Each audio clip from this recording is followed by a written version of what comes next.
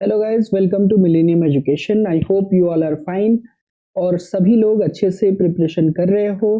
तो आज आपके लिए एक इम्पॉर्टेंट नोटिफिकेशन है जो आपको देखना चाहिए। ये 4 फरवरी को सुप्रीम कोर्ट ऑफ इंडिया के माध्यम से ये प्रकाशित हुआ है। आप देख सकते हैं 4 फरवरी 2025 का ये डेटेड नोटिफिकेशन है by Supreme Court of India. तो हम बात करने वाले हैं सुप्रीम कोर्ट ऑफ इंडिया के द्वारा लॉन्च किए गए ये स्पेशल एक post junior court assistant group B non gazetted post के बारे में, जो मेनली 241 वैकेंसीज निकाले गए हैं with respect to the junior court assistant post.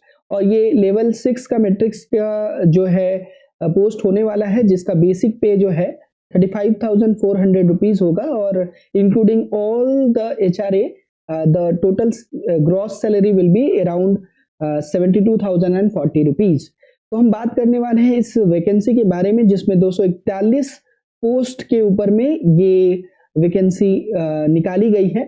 और इसमें जो इसेंशियली क्या क्या चीजें आपको जरूरत है वो पहले आप समझ लेते हैं।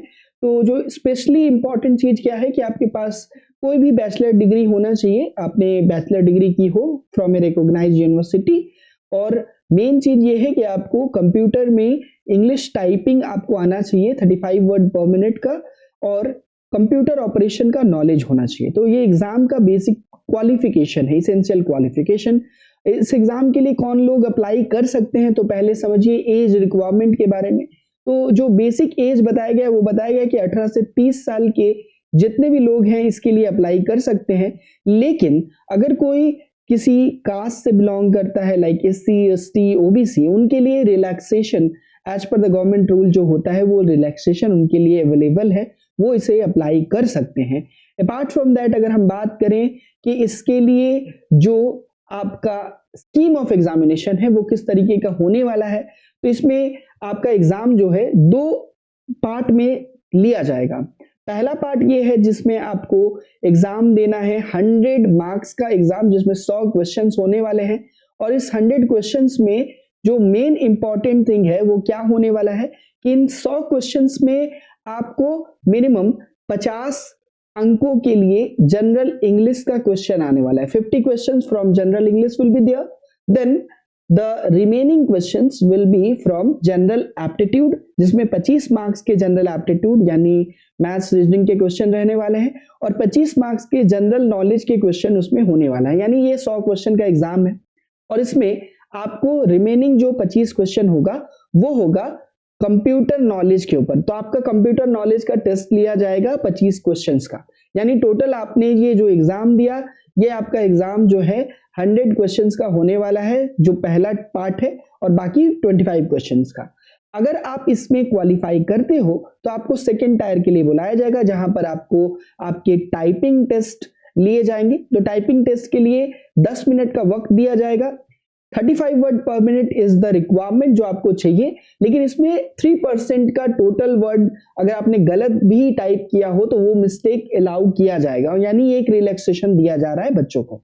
तो ये एग्जाम का एक नेचर है कि अगर आप पहला पार्ट कंप्लीट करते हो तो सेकेंड पार्ट के लिए आपको बुलाया जाएगा, जहां पर आपको एक डिस्क्रिप्टिव टेस्ट भी देना है। 2 आवर्स का 2 घंटे का डिस्क्रिप्टिव टेस्ट देना है, और ये इंग्लिश लैंग्वेज में आपको जो है basic comprehension, precis writing, essay writing, इसके ऊपर आपका बेसिक डिस्क्रिप्टिव टेस्ट लिया जाएगा।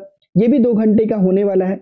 देखिए इसमें आपको बता दिया गया है कि जो कैंडिडेट ऑब्जेक्टिव टाइप वाले पार्ट में क्वालिफाई करेगा और कंप्यूटर नॉलेज वाले टेस्ट में क्वालिफाई करेगा, उन्हीं को सिर्फ टाइपिंग टेस्ट और डिस्क्रिप्टिव टेस्ट के लिए बुलाया जाएगा, बाकी लोगों को वहां से निकाल दिया जाएगा। रिमेनिंग जो लोग टाइपिंग टेस्ट और डिस्क्रिप्टिव टेस्ट के लिए क्वालिफाई करेंगे उसके अनुसार 1:3 के रेशियो में इंटरव्यू के लिए बुलाया जाएगा। यानी इसके 3 स्टेज हो जाते हैं एग्जाम के।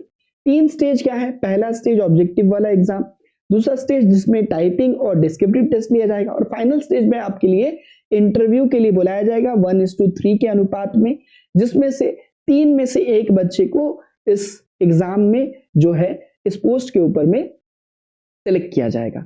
याद रखेंगे कि इस पूरे एग्जाम के लिए सुप्रीम कोर्ट ऑफ इंडिया ने 128 सेंटर सेलेक्ट किए हैं 28 स्टेट्स और यूटीज में। सेंटर्स आपके अवेलेबल स्टेट्स में कहां-कहां पर हैं तो उसका लिस्ट अवेलेबल है, उस लिस्ट को आप देख सकते हैं। इसके लिए कितने पैसे लगेंगे फॉर्म फिलअप करने के लिए, तो याद रखेंगे कि इसके लिए जो जनरल और ओबीसी के बच्चे हैं उनके लिए 1000 रुपए का फीस देना होगा, और जो लोग अदर कैटेगरी से बिलोंग करते हैं like SC, ST, ex serviceman या फिर डिफरेंटली एबल्ड पर्सन और फ्रीडम फाइटर्स, ऐसे कैटेगरी के जो लोग हैं उनको सिर्फ 250 रुपए ही पे करना है। इसके अलावा आपको प्रोसेसिंग फी जो बैंक के चार्जेस होते हैं वो भी देना पड़ेगा।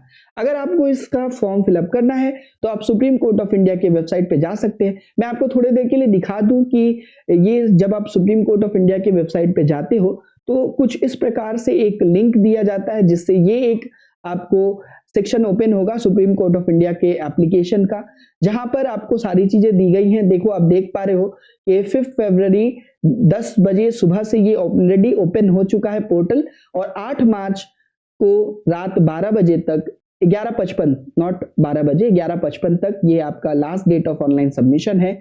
आप इसके लिए फॉर्म करना चाहते हैं, फिलअप करना चाहते हैं तो before that you have to carefully read all these necessary informations, और बाद में आपको रजिस्टर करना है तो आप क्लिक हियर करके यहां से आप रजिस्टर कर सकते हो। अपार्ट फ्रॉम दैट मैं आपको बताता चलूं कि इसके लिए कुछ जनरल इंस्ट्रक्शन बताए गए हैं कि आपको जो भी रिक्वायर्ड डॉक्यूमेंट्स आपको जरूरत है जैसे कि रीसेंट फोटोग्राफ, सिग्नेचर, वो आपको रेडी रखना है before filling up the application form. और आप इसे देख सकते हो कि इसमें बहुत सारे गाइडलाइंस है before applying, you have to read all these guidelines. अगर आपने गलती से 2 फॉर्म फिलअप कर दिए हैं तो आपका जो सेकंड वाला फॉर्म है उसी को कंसीडर किया जाएगा, तो यहाँ पर वो भी लिखा हुआ है कि क्या होगा। दूसरी बात कि अगर किसी केस में आपसे कोई प्रॉब्लम होता है, कोई भूल होता है और आपने इंस्ट्रक्शन को फॉलो नहीं किया है तो आपके एप्लीकेशन को रिजेक्ट कर दिया जाएगा, तो ये भी आपको याद रखना है। अपार्ट फ्रॉम दैट अगर किसी भी बच्चे को कोई भी तरह का कोई प्रॉब्लम होता है तो आप हमारे व्हाट्सएप ग्रुप में आप मैसेज कर सकते हो, हम आपको डायरेक्टली हेल्प करने की कोशिश करेंगे।